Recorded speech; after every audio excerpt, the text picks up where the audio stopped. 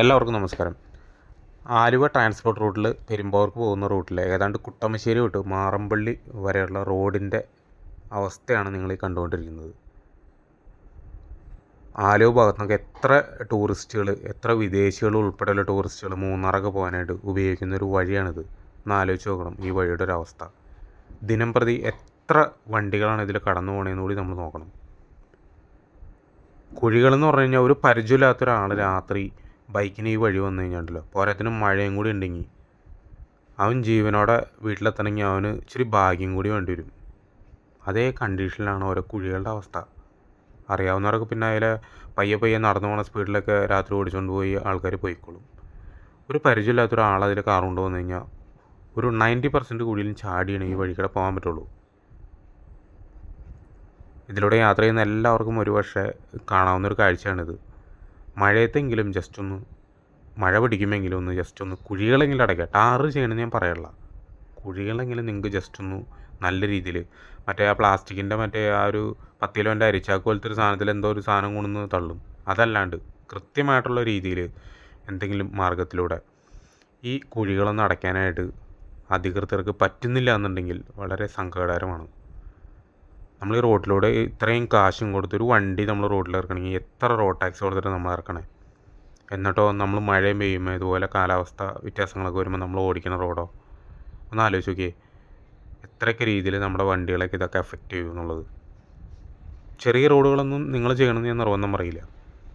ഉള്ളം വഴികളൊന്നും ഇതുപോലെ എപ്പോഴും ക്ലിയർ ആക്കി ഇടാനൊന്നും പറ്റുന്നില്ല, ശരിയാണ്. പക്ഷേ ഇതൊക്കെ എല്ലാവരും യൂസ് ചെയ്യുന്ന വഴി, വിദേശികൾ ഉൾപ്പെടെ കണ്ടമാനം ആൾക്കാർ യൂസ് ചെയ്യുന്ന ഒരു വഴിയാണിത്. ഈ വഴിയുടെ ഒരു അവസ്ഥ രണ്ട് സൈഡും നിങ്ങൾ നോക്കണം. ഇതിലൊക്കെ എന്തോരം ബുദ്ധിമുട്ടിയാണ് ആൾക്കാർ വണ്ടി ഓടിക്കുന്നത്. എത്ര സ്ഥലത്താണ് ബ്ലോക്ക്. ഈ ഓഫീസ് ടൈമിൽ, വൈകുന്നേരം സ്കൂൾ ടൈമിലൊക്കെ എത്ര സ്ഥലത്താണ് വണ്ടി പയ്യെ ഇഴഞ്ഞ് നീങ്ങണമെന്നറിയാം. ഇതുണ്ടോ, ഇതൊരു സ്കൂൾ ബസ്സാണ് അല്ലമീൻ്റെ പോണുണ്ടോ, എന്തോരം വഴി ബ്ലോക്കായിട്ടാണ് പോകുന്നത്. പോരാത്തിന് മഴ ചാറണമെങ്കിൽ പൊടി അടിക്കില്ല എന്ന് പറയാം. മഴ ചാറുന്നില്ല എന്നുണ്ടെങ്കിൽ പൊടി തിന്നിട്ട് വേണം നമുക്ക് ടൂ വീലറുമ്പോൾ പോകുമ്പോൾ ഹെൽമെറ്റ് ശരിക്കും ആ അടിയിലെ ഗ്ലാസ്സൊക്കെ ശരിക്കും പൊക്കിയൊക്കെ വെച്ച് പോകണമെന്നുണ്ടെങ്കിൽ ഏകദേശം ഒരു 10 ദിവസം പോയി കഴിഞ്ഞാൽ തീർച്ചയായിട്ടും അവന് അടുത്തന്നെ ആശുപത്രി കയറേണ്ടി വരും. അതേ കണ്ടീഷനിലുള്ള പൊടികളാണ് അവിടെ വന്നെ. ഒരു രീതിയിൽ നമുക്ക് ബൈക്കുമ്പോൾ പോകുമ്പോൾ പൊടി അടിക്കാതിരിക്കാം. ഒന്നുമില്ലെങ്കിൽ വായ പോകും പൊടി, അല്ലെങ്കിൽ കണ്ണി പോകും പൊടി, മൂക്കിക്കട കയറും, ഏതിലേക്കിടയിലും പൊടി കയറും ഉറപ്പാണ്. അതുപോലെ പൊടി പറക്കുകയാണ് മഴയില്ലാത്തപ്പോൾ.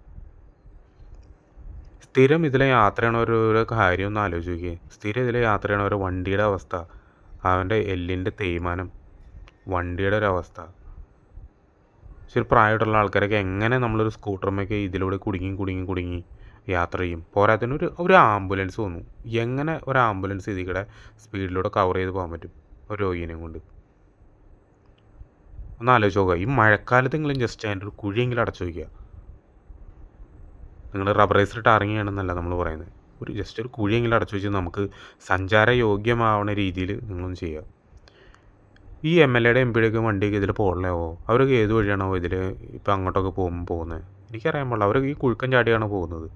അത് ഇന്നോവ ക്രിസ്റ്റ അതുപോലുള്ള വലിയ വണ്ടിയിൽ നിന്ന് കുടുക്കൻ ചാടി കഴിഞ്ഞാൽ നമുക്കറിയാം. നമുക്ക് ഇന്നോവ ക്രിസ്റ്റ ഒന്നുമില്ല, അതുകൊണ്ട് നമുക്കറിയില്ല. അതിലിരുന്ന് കഴിഞ്ഞാൽ ഈ കുഴിയൊന്നും ചാടിയാൽ അറിയില്ലേ? സാധാരണക്കാരൻ്റെ വണ്ടികളിലൊക്കെ പോകുമ്പോൾ ശരിക്കും നമുക്ക് ഫീലാവുന്നുണ്ട്. സ്കൂട്ടറുമ്പോൾ പോകാൻ തന്നെ കഴിയില്ല.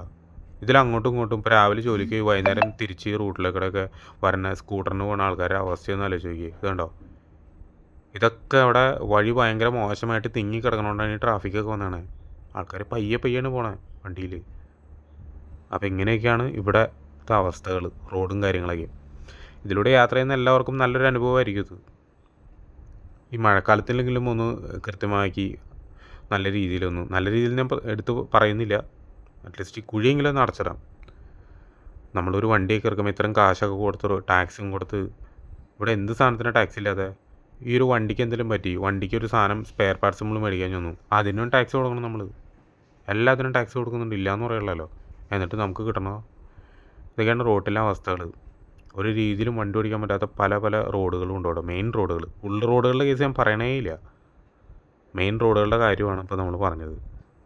നമ്മൾ വാഹനം ഉപയോഗിക്കുമ്പോൾ ഇതുപോലെ തന്നെ നമുക്ക് പെറ്റി മാത്രം കിട്ടിയിട്ട് കാര്യമൊന്നുമില്ലല്ലോ. വാഹനം ശ്രദ്ധിച്ച് ഓടിക്കണം, എല്ലാവരും പറയണത് ശരിയാണ്.